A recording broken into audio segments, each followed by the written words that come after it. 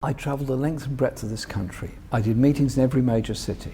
I did no end of factory meetings, college meetings, university meetings, and I did put the case across. At the end of the day, the majority of Labour voters voted to remain, the vast majority of Conservative voters voted to leave. I'm not happy with that situation, but we've got to reach out to everybody. We've got to reach out to those communities that feel let down by Britain, let down by Europe, and feel, frankly, they've been ignored ever since the destruction of the heavy industries by Margaret Thatcher's government in the 80s. Well, much of that alienation is centred right here on Westminster, and you are of Westminster.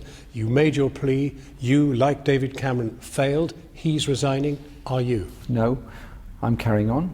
I'm making the case for unity. I'm making the case of what Labour can offer to Britain, of decent housing for people, of good secure jobs for people, of trade with Europe and indeed of course with other parts of the world, because if we don't get the trade issue right, we've got a real problem in this country. Already, since the Leave vote, there have been financial problems and they're probably going to get considerably worse. We need to have a government that doesn't heap yet more austerity on the poorest people in this country, a government that is prepared to intervene to protect jobs and industry. Well, the inevitable consequence of today, with a resigned Prime Minister, is that there will be a new Prime Minister, presumably not of his particular outlook, but somebody more sceptical of Europe.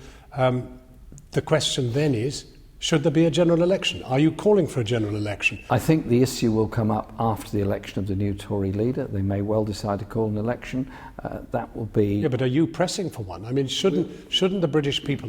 What the British people need now is stability. Is stability to retain those jobs, stability to protect those working conditions, and we need a plan from this government now on how they're going to approach the negotiations for leaving the European Union before they invoke Article 50. Your party is split most divisively over you. It is perfectly clear that the majority of Labour MPs want to get rid of you, and they say so. And who's done so today? Margaret Hodge, formerly a very prestigious MP in the House of Commons, and she's called for a vote of confidence in you later this year. Margaret obviously is entitled to do what she wishes to do. But it symbolises the problem, doesn't it? I would ask her to think for a moment. Just think for a moment. A Tory Prime Minister resigned. Britain has voted to leave the European Union. There are massive political issues to be addressed. Is it really a good idea to start a big debate in the Labour Party when I was elected less than a year ago with a very large mandate? Do you really ever want to be Prime Minister? I mean, with the appalling burdens that it inflicts upon you and your way of life. The burdens it inflicts on people who suffer under this government or any other government that doesn't provide the housing people need, that doesn't provide the schools they need, that doesn't provide the hope they need, is far worse. Of course, I want to lead this party.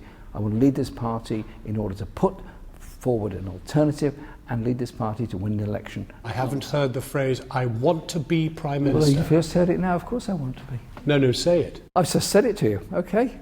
I want to be Prime Minister. No, I've just said it to you, please. This isn't a school game. No, but I have asked you that question. I've answered the question. I'm leading this party to win an election, and therefore I'll be Prime Minister to do that. Thank you.